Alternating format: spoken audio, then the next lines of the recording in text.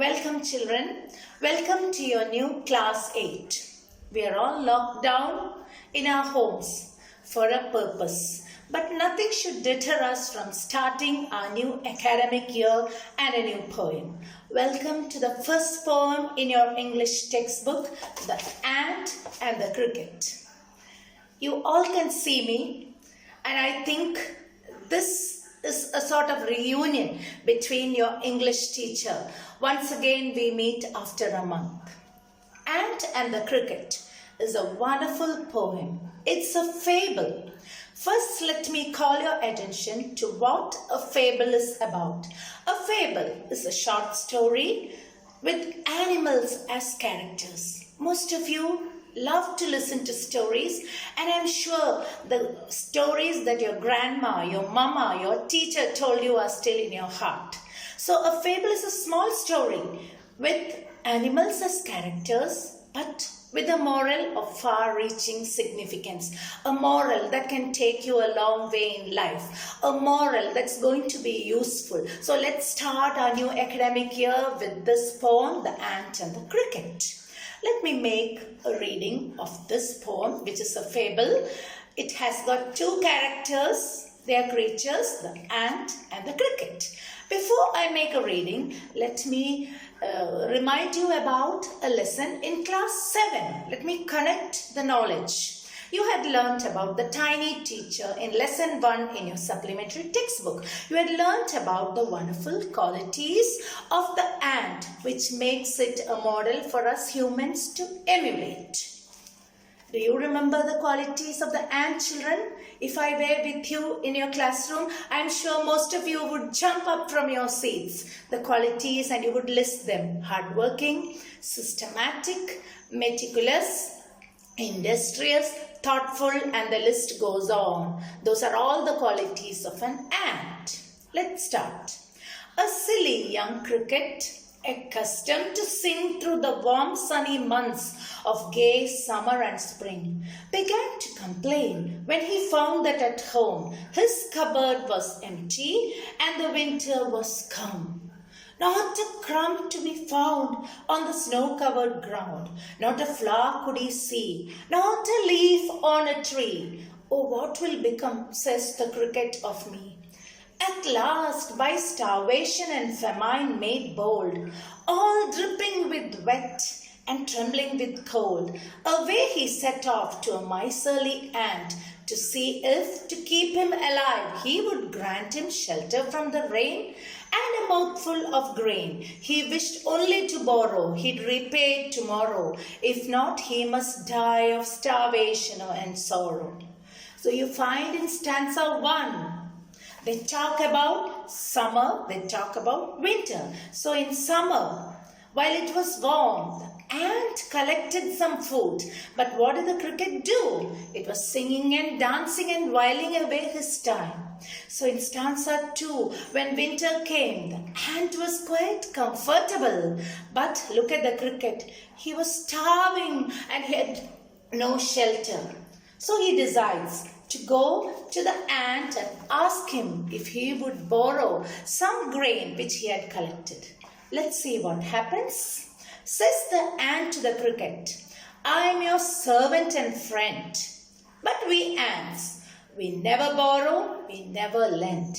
But tell me, dear cricket, did you lay nothing by when the weather was warm? Quoth the cricket, not I. My heart was so light. I sang day and night, for all nature looked gay. You sang, sir, you say. Go then, says the ant, and you danced the winter away. Thus ending, he hastily lifted the wicket, and out of the door turned the poor little cricket. Folks call this a fable. I'll warranty it true. Some crickets have 4 legs, and some have 2. I think this is quite enjoyable. Just look at the ant. It was so hardworking. During the summer months, he could have enjoyed and played and wasted his time. But he collected and made his winter comfortable. But what about the cricket? The cricket danced, and in the harsh months of winter, There was no one to help him. Children, let me connect this with your present situation.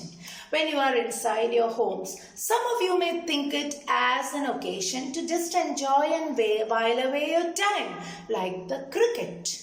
But I'm sure most of you must be like the ant, preparing yourself to face your school and lessons when you come back. So I would like to remind you, let's emulate, let's imitate the ant's qualities. When you have time now, you collect resources. Try to read something. Try to gain knowledge from whatever resources are available to you.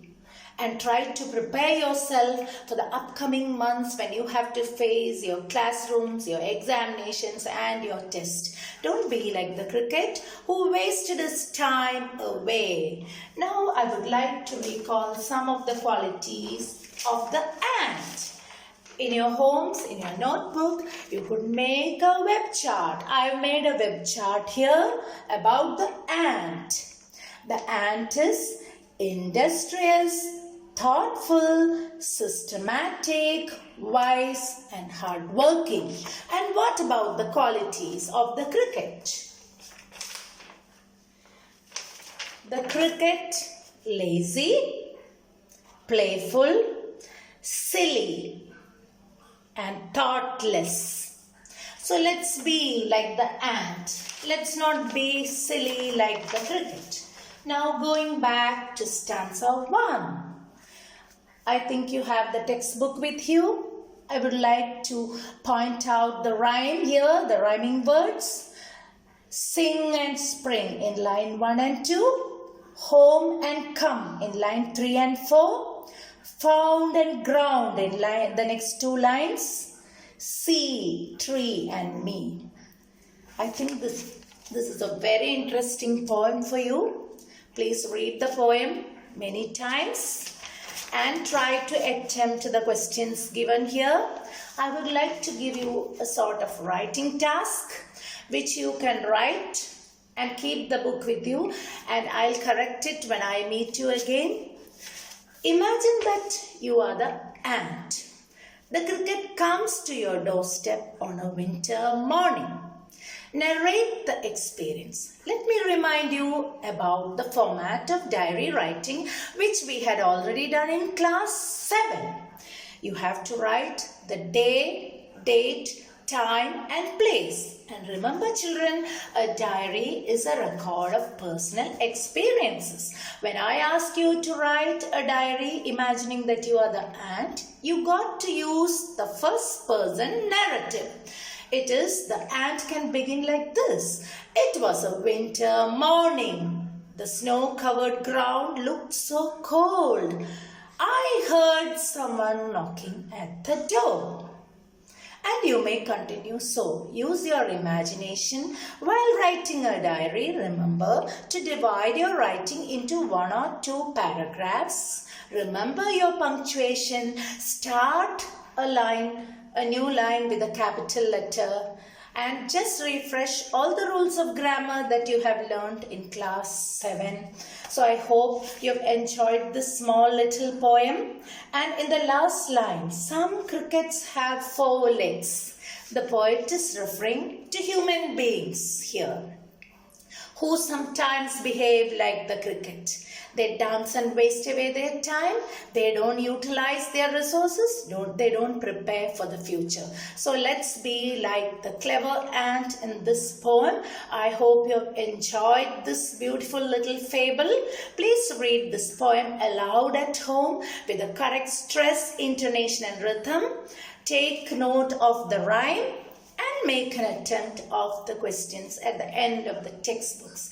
That's all for now. I'm signing off with a promise that I'll be meeting you with more and more English lessons. Take care and stay safe at home.